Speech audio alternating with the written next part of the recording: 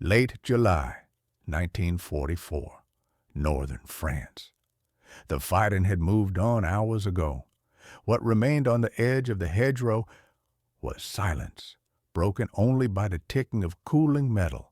A German officer stood beside the road, binoculars hanging uselessly against his chest. In front of him lay the evidence of a successful day. 2 American Sherman tanks burned quietly, their hulls blackened, tracks twisted, turrets frozen at awkward angles. One had been hit clean through the side, the other had thrown a track and been finished at close range. This was how modern war worked. A tank destroyed meant one less tank tomorrow. The officer made a note in his field book. Enemy armored losses confirmed. He expected that stretch of road to remain clear for days, maybe weeks. German repairs took time.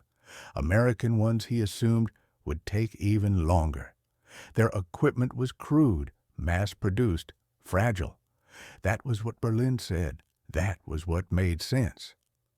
As dusk fell, recovery teams moved in. The German crews did not rush. There was no urgency. The battlefield had done its job. The next morning, the fog lifted slowly. Engines echoed in the distance. At first, the sound didn't register. Vehicles moved constantly on the Western Front, but then the silhouettes emerged through the mist, low, boxy shapes rolling along the same road, advancing from the same direction as the day before. Shermans. The officer froze. He raised his binoculars again. The lead tank slowed near the hedgerow. Its markings were unmistakable. Same unit, same tactical symbols. Even the mud patterns on the hull looked familiar. Impossible. The burned wrecks from yesterday were still there, pushed slightly aside. The road had been cleared just enough for passage, and now, in their place, new tanks rolled forward, guns steady, crews alert, moving as if nothing had happened. No pause, no reorganization, no sign of loss. The German officer felt something tighten in his chest. Not fear, not yet, but confusion. These tanks should not exist, not this soon, not here. A destroyed tank was supposed to create a gap. Time to breathe, time to regroup, time to exploit. But the gap never came. By mid-morning, the Americans were attacking again, with artillery support, infantry coordination, and fresh vehicles that seemed to appear out of thin air. When one tank was hit, another took its place. When a vehicle stalled, it was dragged aside and replaced before German gunners could adjust their range. The officer stopped counting. Something fundamental was wrong. This was not how wars were supposed to unfold. Attrition was meant to work both ways. Losses were meant to slow an army down. Yet the Americans advanced with the same rhythm, the same tempo, whether they lost machines or not. Standing there, watching the road fill again with enemy armor, the German officer reached an unspoken realization, one that would spread quietly through units, diaries, and prisoner camps over the coming months. They were not fighting an army that relied on individual weapons. They were fighting something that replaced losses as easily as it replaced parts. And for the first time, the thought surfaced, cold and unwelcome. Perhaps destroying American tanks did not matter at all.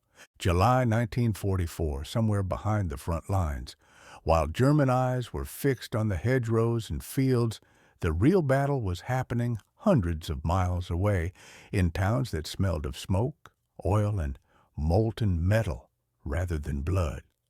The Americans did not talk about it much.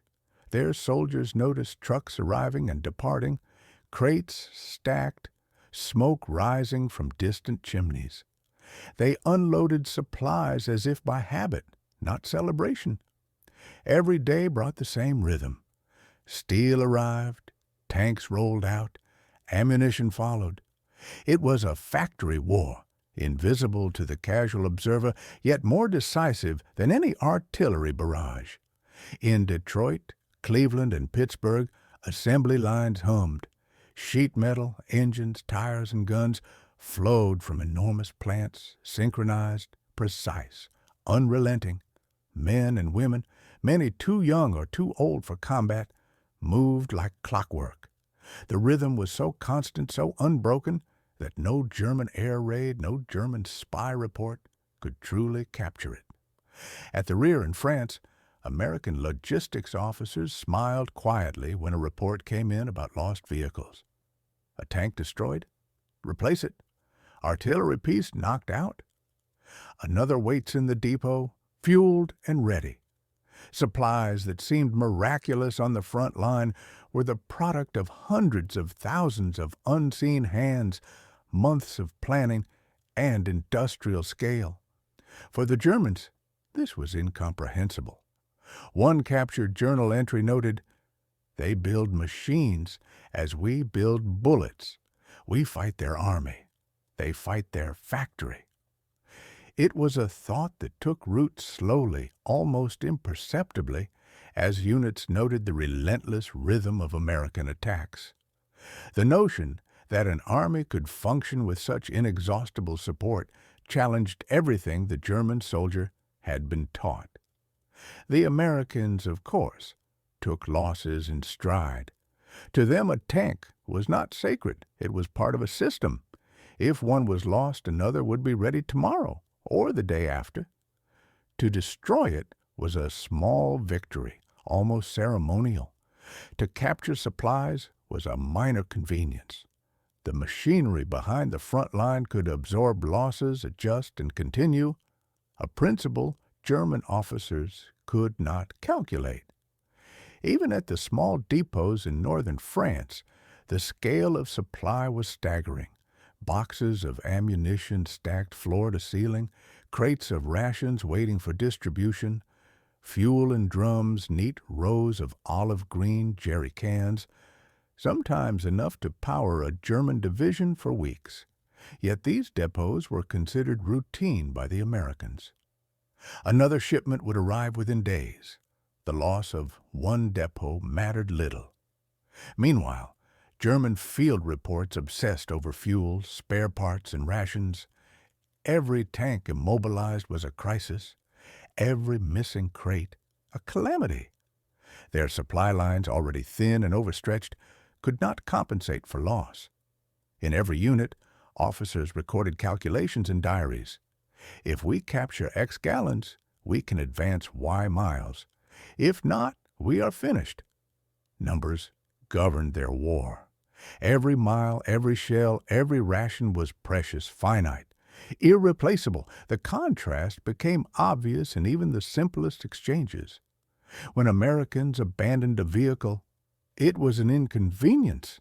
When Germans abandoned one, it was a catastrophe. When an American supply convoy burned, it was strategy. When a German one burned, entire regiments starved or froze. One could see it in letters, in post-battle interviews, in the quiet despair creeping into the diaries of officers who once believed in victory by skill and courage alone. It was a war of motion and of numbers, of engines and belts, not just men and rifles. And slowly, German soldiers began to realize that no tactical brilliance, no daring assault, no exceptional leadership could overcome this invisible force. For the Americans, the front line was a temporary inconvenience. Their true weapon was industrial output, constant, inexhaustible, unstoppable. By the end of July, the lesson was taking hold. Reports filtered back to commanders at division and corps level. Casual victories meant nothing. Dead and burned tanks on the field were replaced within days. Ammunition, fuel, and rations flowed endlessly to every unit.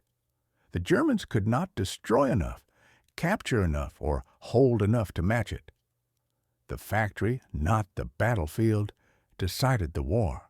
For many soldiers, this realization was invisible, intangible, yet unshakable.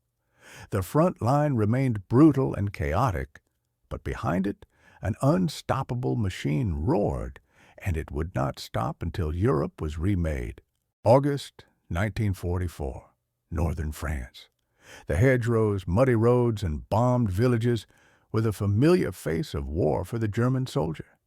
Yet the real enemy was invisible, omnipresent, and unrelenting. The American industrial machine behind the lines. Colonel Heinrich Vogel of the 15th Panzer Division wrote in his diary after a skirmish near Caen, "We destroyed 20 Sherman tanks. By morning, the enemy reports 30 more operational in the same sector. They do not tire, they do not mourn, they rebuild." At first, such observations were dismissed as exaggeration. Yet by mid-August, German officers could no longer deny the truth. In every engagement, the pattern repeated. German forces would ambush American columns, destroy vehicles, capture supplies, and then watch the Americans continue moving forward undeterred, unshaken. For every tank lost, 2 more appeared. For every depot captured, 10 more awaited just beyond the horizon. The war of attrition that Germany had hoped to impose simply could not hold. Behind the front, the logistics network was staggering. The Red Ball Express, a continuous ribbon of trucks running day and night, delivered thousands of tons of fuel, ammunition, and rations daily. Roads were cleared, convoys escorted, and depots replenished with military precision. Even as German artillery pounded supply lines, air raids, attempted disruption, and weather-delayed shipments, the system absorbed the blows with minimal interruption. German officers began to understand the scale. Captain Karl Brandt noted after an engagement near Falaise, "We capture 30,000 gallons of gasoline. Our tanks roar back to life. Yet by the next week, the enemy has 1 million more gallons elsewhere. The math is impossible." The phrase, "they fight with factories, not soldiers," appeared in multiple field reports, initially almost a joke, later a bitter truth. Fuel shortages crippled German maneuver warfare. The most powerful tanks, Tigers, Panthers, consumed more gallons per mile than an entire American infantry regiment required daily. Every mile advanced without captured fuel risked immobilization. Every engagement strained the already overtaxed logistics of the Wehrmacht. German units, once proud and disciplined, became painfully aware of their dependence on resources that no longer existed. In the Ardennes, some German units attempted to replicate what they saw at Hansfeld, capturing supply depots to prolong operations. Yet the scale was laughably insufficient. Even a massive haul of 50,000 gallons, once considered miraculous, was nothing to the Americans. The front-line units barely noticed the loss. The Americans, operating with margins unthinkable to the Germans, could destroy depots to deny resources without halting operations. One depot burned in flames could consume more fuel than a German Panzer division possessed in its entirety. Meanwhile, the Red Ball Express and pipeline networks extended the reach of American forces. A tank lost in battle? Another arrived within 48 hours. Ammunition stock depleted? Resupply arrived faster than the Germans could calculate. Soldiers observed this efficiency firsthand. Private Dieter Klein, captured near Rennes, later recounted, "We thought we were chasing men, but they moved like shadows. Supplies appeared from nowhere. They vanished as easily. It was like the war itself flowed through invisible veins of steel and gasoline." The psychological impact was profound. German soldiers, trained to value every liter of fuel, every shell, every ration, faced an enemy who wasted resources on a scale that defied comprehension. The notion of scarcity, which had dictated German tactics and strategy since 1942, no longer applied. Every decision, every maneuver, every gamble was bound to fail when the enemy operated in abundance. By the end of August, even field commanders acknowledged it openly. General Otto von Schiller wrote in a captured report, "We do not fight the enemy, but the factory. Our courage is irrelevant. Our strategy is irrelevant. Their machines, their roads, their pipelines dictate the outcome. Our victories are temporary, their resilience permanent." The realization spread through the ranks. War had shifted from bullets and courage to steel, engines, and the relentless output of factories in Ohio, Michigan, and Pennsylvania.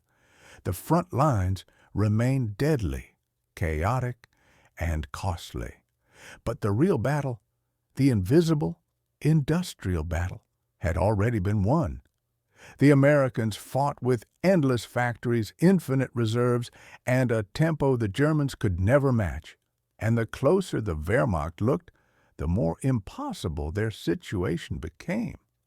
Every captured depot, every seized convoy, every tactical success on the battlefield was swallowed by the unending tide of American production. By September, German officers no longer debated tactics with the hope of victory. They debated whether they could even move fast enough to avoid encirclement. The factories were the front line now, and the soldiers on the ground were powerless to alter the calculations of industry. December 16th, 1944. Ardennes Forest. Darkness clung to the twisted branches and icy ground, broken only by the faint glow of burning villages in the distance. SS Oberst Obashto Banura, Joachim Peiper, had never seen fear so pervasive. Not in the frozen steppes of Russia, not under the deafening roar of artillery on the Eastern Front. This was different. This fear was creeping, suffocating, and invisible. It wasn't the Americans he could see. It was what he could not see, fuel, or rather the crushing absence of it. The tigers and panthers of his spearhead rumbled to life for the first time in hours. Engines coughed, wheezed, then died almost immediately. The reserve tanks had been exhausted. 40 miles of Ardennes terrain lay ahead. Every mile burned precious fuel. Every halt threatened immobilization. Around him, the column of 67 tanks, 149 half-tracks, and nearly 5,000 elite SS soldiers stood frozen, like statues of a doomed army, their breath forming icy clouds in the pre-dawn air. Peiper stomped across the frozen mud, boots crunching, fists pounding his own command tank. Men whispered about rumors of another Hansfeld, a supply depot, perhaps abandoned, perhaps miraculous. If there was fuel, it would be salvation. If not, there was only death. The hedgerows echoed with the metallic clang of tank hatches, the anxious scraping of boots, the ragged breathing of men whose training could not prepare them for staring down the impossible. When the Americans' abandoned depot finally came into view at Hansfeld, it should have been a miracle. Rows upon rows of jerry cans, stacked like miniature pyramids, glimmered in the weak light. 50,000 gallons, enough to feed the offensive, enough to awaken hope. Men laughed nervously. The smell of high-octane fuel filled the air, almost intoxicating, as engines roared back to life. Peiper's men poured gasoline into tanks, trying desperately to erase the earlier hours of paralysis. But the jubilation was hollow. Peiper, veteran of the Eastern Front, understood the truth immediately. This was a drop in an ocean. The Americans could destroy what they couldn't hold, and even if captured, their daily resupply would make such gains meaningless. The math of defeat was written in gallons, not bullets. By December 17th, German forces pressed forward with a mechanical urgency. Each Tiger consumed 2.5 gallons per mile under combat conditions. Panthers, 1.5. The ardent terrain increased consumption by 40%. Hours of fighting at Lanceroth had already burned a third of what Piper's command held. And then came Stavelot. The Americans had anticipated their arrival. 2,189,000 gallons of gasoline stacked across 15 acres were about to be set ablaze. Oberst Piper watched from his turret as white phosphorus grenades ignited. A wall of fire erupted, 100 feet high, throwing sparks into the fog. Flames danced like malevolent giants, consuming fuel, tanks, and dreams. Men shielded their eyes. The roar was deafening, the heat unbearable even from hunting. And so the Ardennes turned into a graveyard of machinery and ambition. Tanks burned where they stopped, half-tracks abandoned, the earth scarred not by bullets alone, but by the cruel arithmetic of industrial warfare. By the end of December 18th, every German in the Ardennes understood the chilling reality. Their finest men, their best tanks, their bravest efforts, all meaningless against an opponent whose factories never slept, whose convoys never ceased, whose pipelines flowed like veins of inevitability. The true enemy was not the soldier across the field. It was the factory, the assembly line, the unending supply of fuel and steel. And in the Ardennes, this invisible enemy had already won. December 19th, 1944. Ardennes Forest. The morning was gray, bitterly cold, and eerily silent. Snow crunched under the boots of SS Oberst Obashto Banura Yahim Piper's men. But it wasn't the snow that made their teeth chatter. It was the realization that the ground beneath them had become a tomb. The tanks that had rumbled with authority now lay like broken beasts, their engines silent, tracks frozen in mud and ice. Piper's column had advanced only a few miles since Hansfeld. Engines had sputtered, half-tracks were abandoned mid-road, and the men were moving like shadows, numb and hollow-eyed. The forest seemed alive, closing in around them, each tree a silent witness to desperation.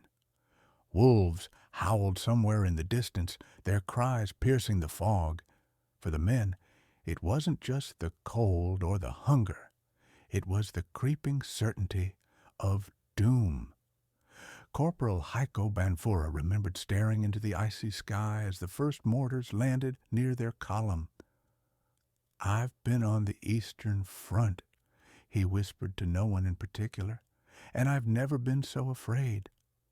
Around him, comrades stumbled through deep snow, hands frozen on metal, faces streaked with soot and frostbite. Some carried weapons they could not fire, ammunition wasted in prior skirmishes, each step forward an act of futility.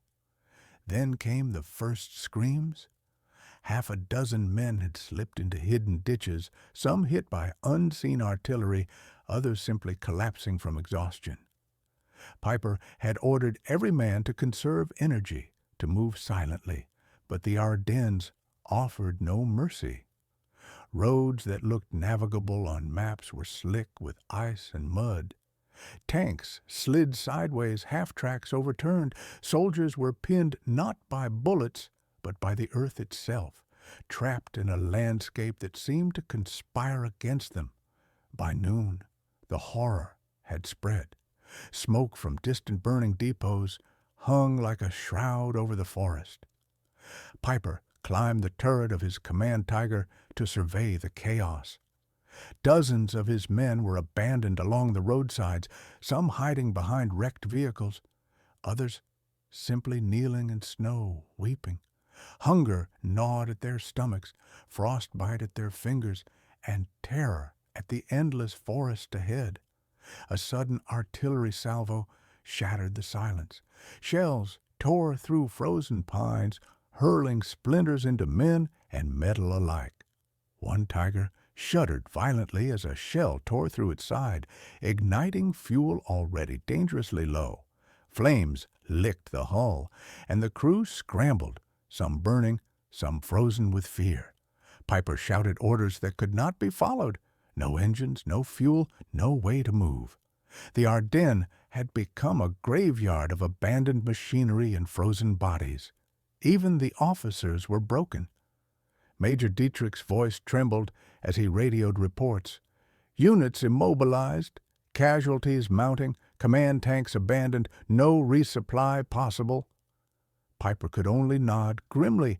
He had trained for battle, for maneuvers, for glory. None of that mattered now. Victory had become a nightmare. Every step, every command, every breath was a fight against the encroaching dread.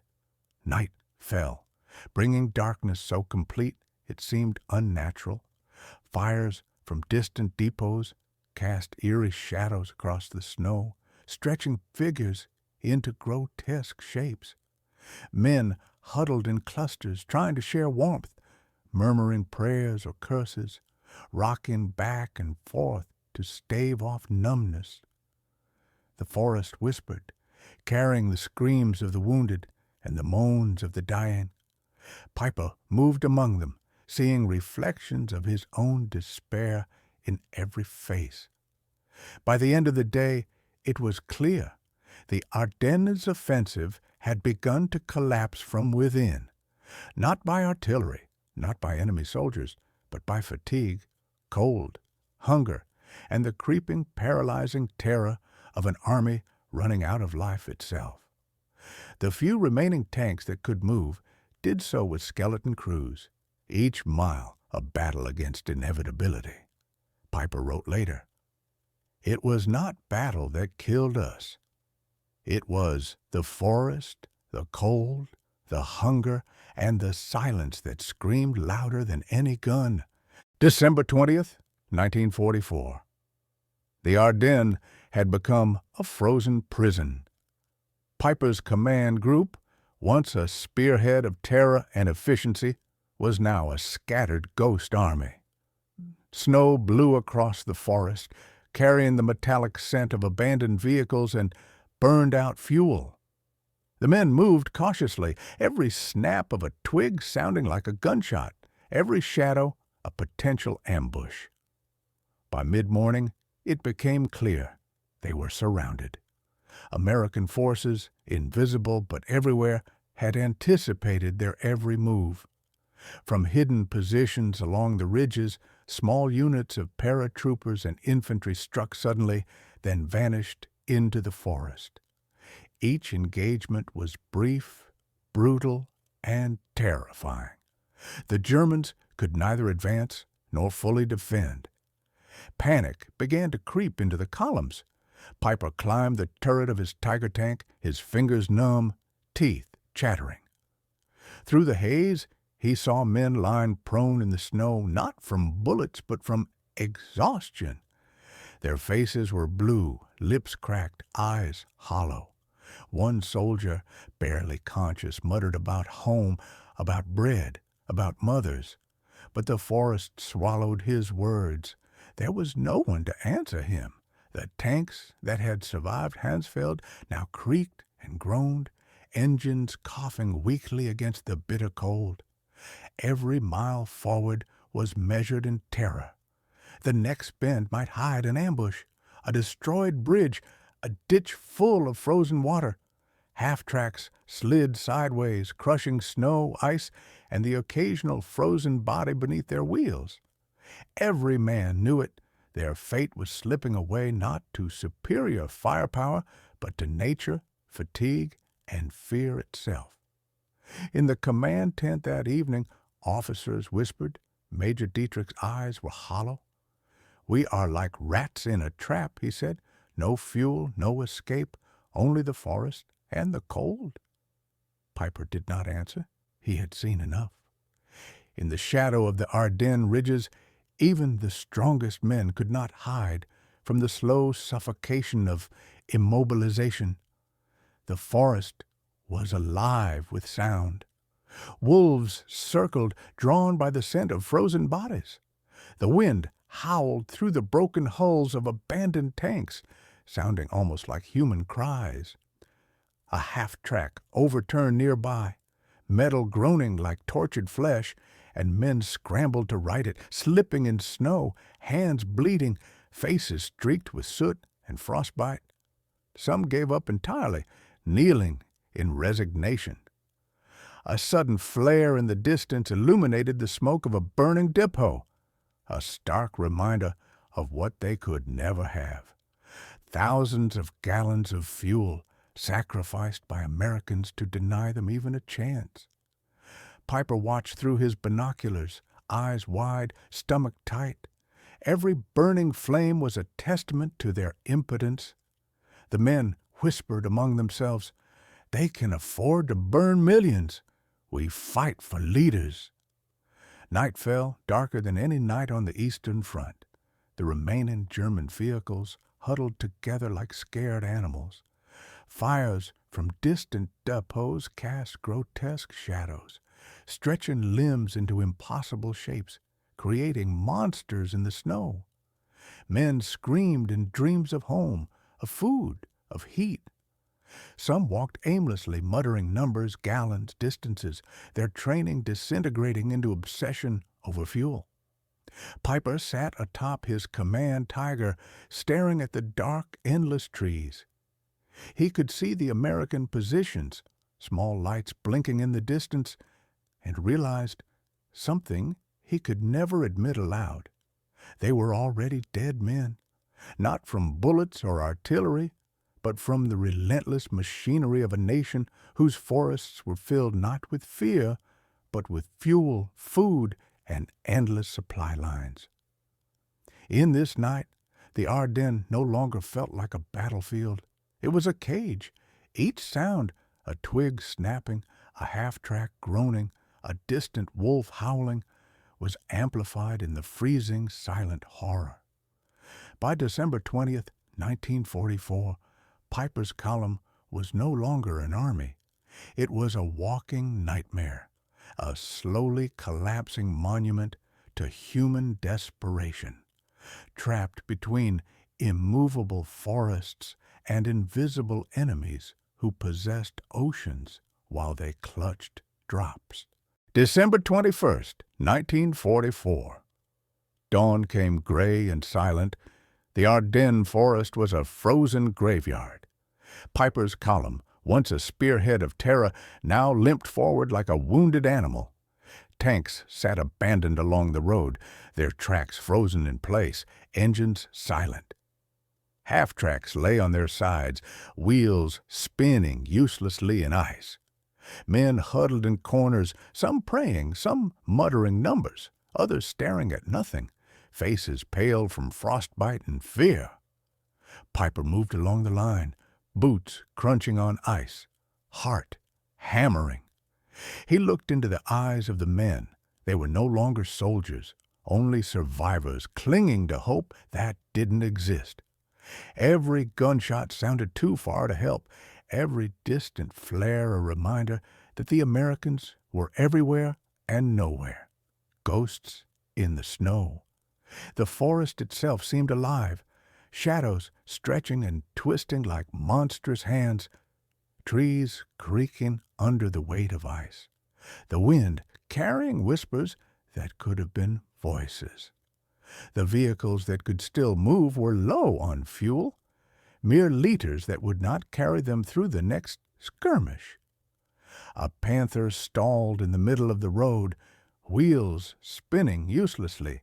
Its driver screamed in frustration, pounding the dashboard, eyes wide. Around him, men abandoned their vehicles, dragging rifles, searching the snow for signs of safety that were never there.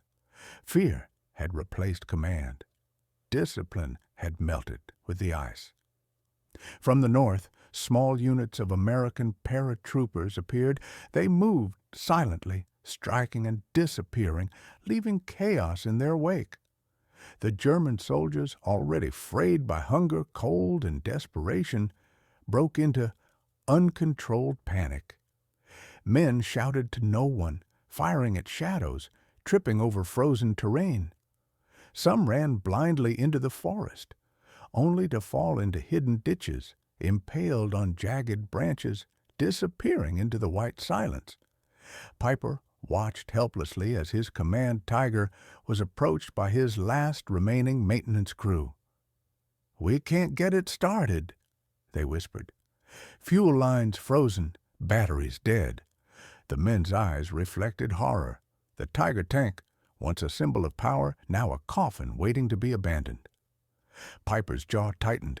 He had led men across forests and snow, through ambush and artillery, and now all their effort dissolved into helplessness.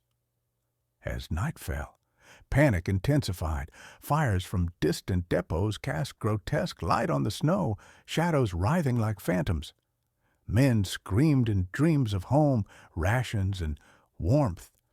Others stared blankly at the horizon, seeing ghosts of fallen comrades in every tree. The cold crept into bones, sharp and relentless. Medical units could not evacuate the wounded. Ambulances sat frozen and empty. The forest became a labyrinth of terror, a place where survival depended on luck more than skill.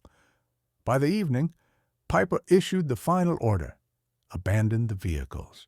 Each tank, half-track, and artillery piece was stripped of what little fuel remained, doors flung open, hatches left ajar. The men dragged themselves through snow, muttering curses, counting steps, trying to measure distance to the next point of safety that would never come.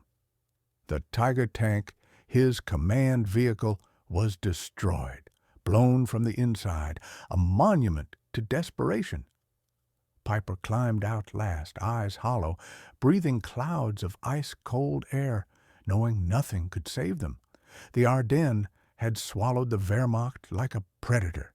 Tanks and guns, weapons of terror, now littered the forest like toys discarded by indifferent giants. The Americans, invisible yet omnipresent, had burned millions of gallons, denying even a chance to their enemy. Piper and the survivors moved as shadows, frozen ghosts among frozen machines, the forest echoing with the unspoken truth. The war was not about courage, skill, or valor.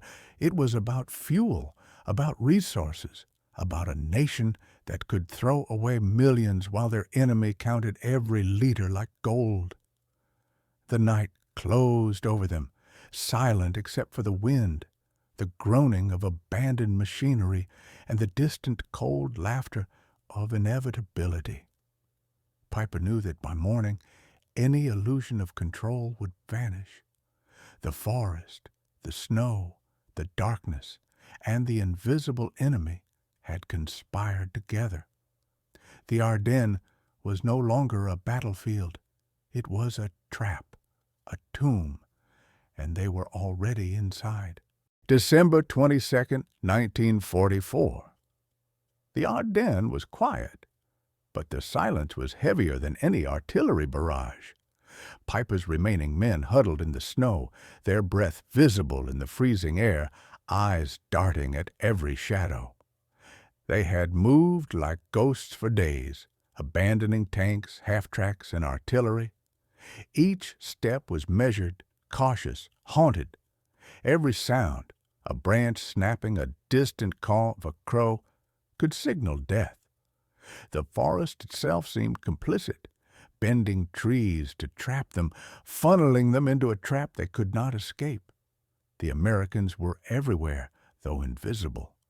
Recon patrols had encircled the remnants of the SS units.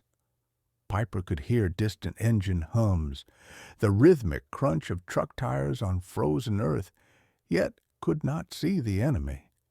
The uncertainty gnawed at every man. Each face was pale, haunted, hollowed by the combination of fear, exhaustion, and frost. Some soldiers whispered about home, others cursed Hitler, others simply stared at nothing, imagining horrors their minds could no longer resist. The forest floor was littered with abandoned weapons and frozen corpses. A Panther tank, its tracks half buried in snow, had a soldier slumped inside, still clutching the steering wheel, eyes open but empty. A half-track tipped sideways, wheels spinning in ice, its crew gone. Piper walked among them, stomach churning, seeing his men stumble over the frozen dead, trying not to slip in the snow-covered blood. Every abandoned vehicle was a monument to impotence, a testimony that firepower meant nothing when fuel had vanished. The men set up a makeshift perimeter.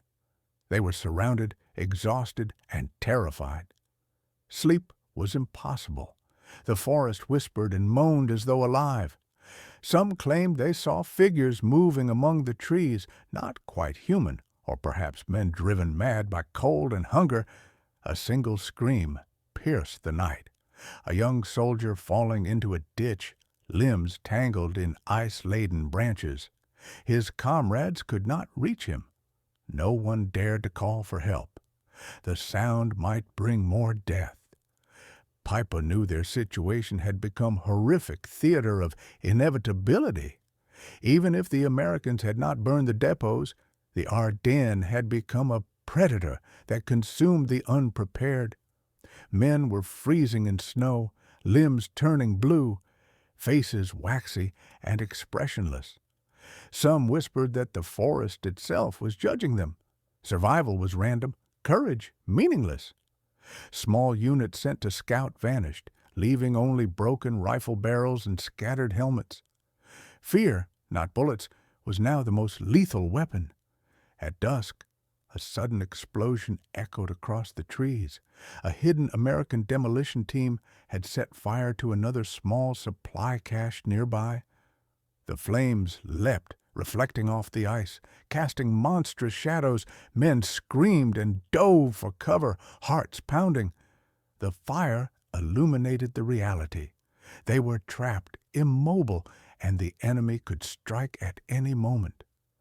Piper felt a cold, creeping panic, knowing that this was no longer a battle, but a slow, grinding execution by circumstance.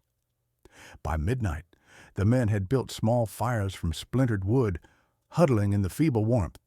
Piper counted heads, 1, 2, 3, fewer than the morning. Each lost man was a reminder that fear and exposure were as deadly as bullets. The Ardennes, silent and snowbound, had become a labyrinth of terror, swallowing men, machines, and hope. The forest held them like a trap, and the Americans were the omnipresent hand that pushed them ever tighter, unseen but absolute. In the early hours of December 23rd, the last vehicles were abandoned. Only shovels, rifles, and frozen faces remained. Piper's Tiger tank, once the pride of the column, sat like a tombstone in the forest, smoke curling from a shattered turret. The men moved on foot, shadows among shadows, each step a surrender to inevitability. Death, hunger, and frost were now the rulers of Ardennes. And yet, even in despair, the horror of what they had witnessed, depots burned, oceans of fuel denied to them, their mighty machines rendered useless by absence of fuel, pressed on their minds. Every soldier understood, in a way the previous days had only hinted at.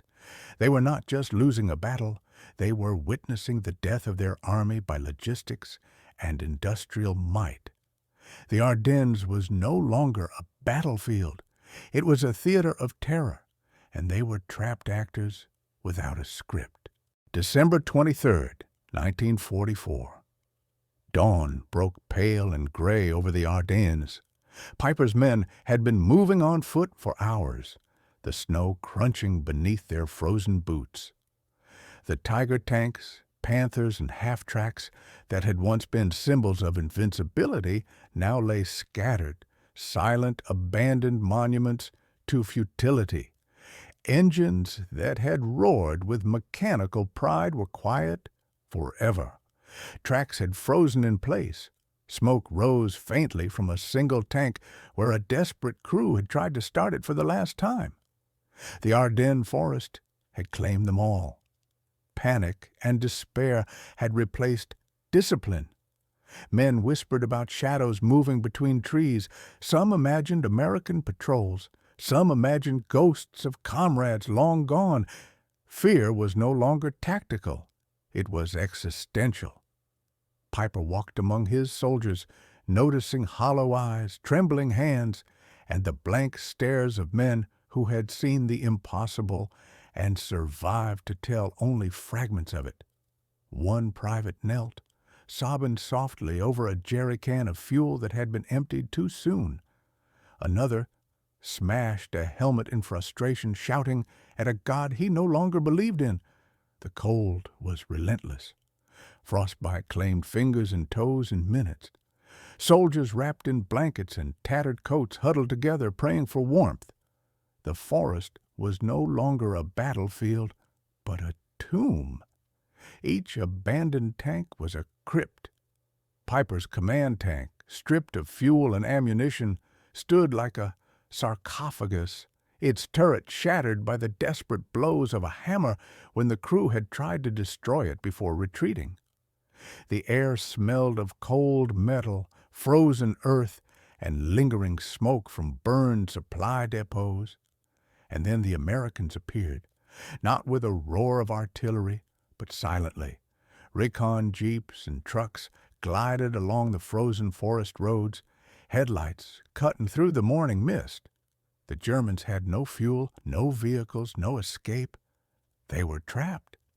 Piper felt a tightness in his chest, a realization that the Ardennes offensive, their last hope, had been extinguished not by firepower, but by the relentless, almost indifferent scale of American logistics.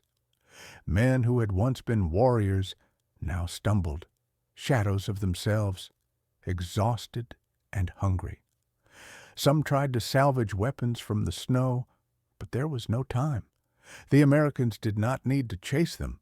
They only needed to exist, to walk through the Ardennes in overwhelming numbers. Every step the Germans took was measured, counted, meaningless.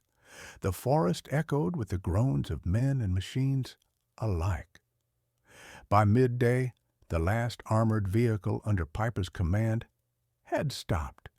A Panther, its engine frozen solid, had no chance of moving even a single meter. Soldiers stripped what they could for warmth, leaving behind anything that might be useful. Radios, tools, personal effects, all of it abandoned in the snow. Piper stood atop his last functioning half-track, looking at the horizon. He understood fully this was the end of mobility, the end of mechanized power, the end of their offensive dreams. Even the soldiers who survived the march would never forget the terror of helplessness. The psychological weight of seeing mountains of fuel burned, of standing among frozen machines that could have carried them to victory but were rendered useless by absence of gasoline, was more lethal than any bullet. The Ardennes had taught a brutal lesson. Industrial might could kill faster than any army, and in this lesson, the Germans were utterly powerless. As night fell, Piper ordered the men to dig shallow pits for the wounded and the dead. Fires were small and few, just enough to prevent frost from claiming everybody. Men whispered prayers, and the forest seemed to listen, swallowing their voices. Somewhere in the distance, American vehicles rumbled. The Ardennes remained silent, oppressive, and eternal, indifferent to the lives of the men trapped within.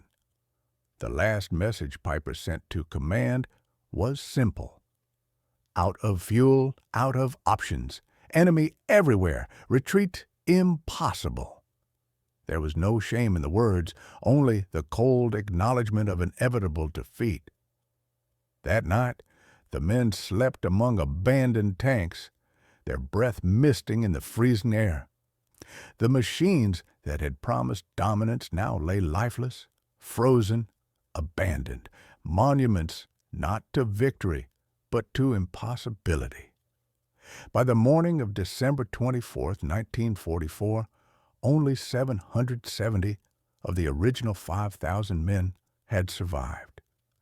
Every tank, every gun, every vehicle had been destroyed or abandoned.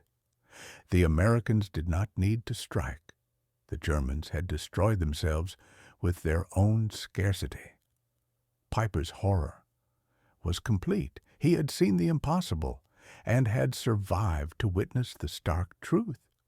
Wars are no longer won on courage or skill, but by those who can wield abundance as a weapon. December 24th, 1944. The Ardennes lay under a silent, heavy snowfall. The German offensive, once a roaring tide of steel and fire, had been reduced to a handful of men shivering in the forest. Tiger tanks, Panthers, half-tracks, artillery pieces, all lay abandoned, frozen, and useless, monuments to a plan undone not by bullets, but by absence of fuel. The war machines that had once terrified Europe now resembled grave markers, their metal carcasses creaking under the weight of ice and snow. Piper surveyed the remnants of his command.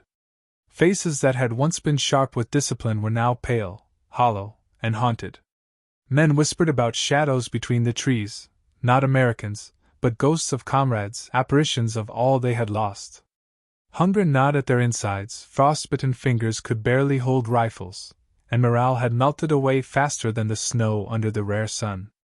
The forest itself seemed alive with judgment. Every crunch of a boot against frozen earth echoed like a drumbeat of doom. The abandoned tanks' turrets glinted faintly in the weak winter sun, their empty barrels pointing skyward as if accusing the men below. Piper's command tank, stripped bare of fuel, ammunition, and even hope, sat at the edge of a clearing like a tombstone, its tracks frozen in the mud. No reinforcements were coming. No supply lines existed. American forces, gliding through the Ardennes on endless streams of fuel, surrounded them completely. Piper realized with a cold certainty that the Ardennes offensive had never been a battle. It had been an execution. The Germans had been equipped for victory in their minds, but reality had handed them an insurmountable equation: no fuel, no mobility, no chance. Desperation took hold. Soldiers dismantled radios for warmth, stripped tires from abandoned vehicles to feed tiny fires, and carried the wounded on sleds fashioned from frozen wood. Piper moved among them, seeing despair etched into every face. One soldier had dug a small grave for a comrade, marking it with a broken rifle and a helmet dusted with snow. Another muttered about the impossibility of marching through forests that seemed to stretch endlessly, the horizon dissolving in mist. At 1,300 hours, the Americans finally reached the remnants of Piper's group. They did not charge with cannon fire. They did not roar in tanks.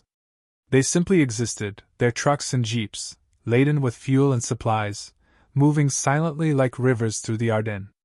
The Germans had nothing left to fight with, only fear, exhaustion, and cold. Piper watched as the first American soldiers approached his men, and he understood fully, this was not defeat by arms, but by industrial inevitability. Men who had once believed in courage now fell silent. The Ardennes had become a frozen graveyard of pride, discipline, and hope. Tiger and Panther crews abandoned their stations, dragging the last fuel reserves into the snow to prevent capture. Each jerrycan destroyed was a small act of defiance against the immensity of the enemy's resources. But it was meaningless. By nightfall, Piper and the surviving men surrendered. 770 of 5,000 remained. No battles were fought that evening. There was no heroism, no dramatic charge.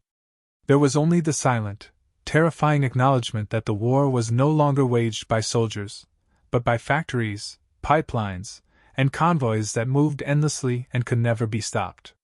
Piper felt the weight of reality pressing into him, their training, their skill, their courage, all irrelevant against the inexorable tide of American production. The Ardennes winter bore witness to a cruel irony. Millions of gallons of fuel, warehouses of ammunition, endless vehicles, all resources the Americans could afford to burn rather than risk capture, had rendered German planning meaningless. Piper's discovery, first at Hohenfeld, now crystallized fully: abundance was a weapon, scarcity was a death sentence. The Germans had been fighting ghosts of their own illusions. In the aftermath, the forest echoed with silence. Snow covered the frozen machines. Fires from destroyed depots smoldered in the distance. Soldiers trudged to captivity, leaving behind the remnants of an offensive that had promised glory and delivered only despair. Piper would survive, imprisoned until 1956, but the lesson was etched into the minds of every German who had seen it: industrial capacity, not valor, decided the fate of nations. Visitors to the Ardennes today can still see the ruins of this nightmare. Rusted tanks half buried in snow, empty forests, and memorials to men who were consumed not by bullets, but by the merciless arithmetic of fuel and logistics. The Tiger tank at Leglas Museum, fuel gauge frozen and empty, stands as a chilling testament. Victory belongs to those who can supply armies with oceans while the enemy scrambles for drops. And so, the Ardennes teaches a final, horrifying truth: in modern war, abundance kills silently, efficiently, and invisibly, leaving behind only the echo of shattered men and frozen machines. Piper's men had faced the enemy, the forest, and their own exhaustion, yet it was industrial might that ultimately destroyed them. In the end, courage was powerless. The war machines could not move. The soldiers could not fight. And history, indifferent and merciless, recorded the inevitable outcome: the Germans had run out of fuel, and with it, any hope of victory.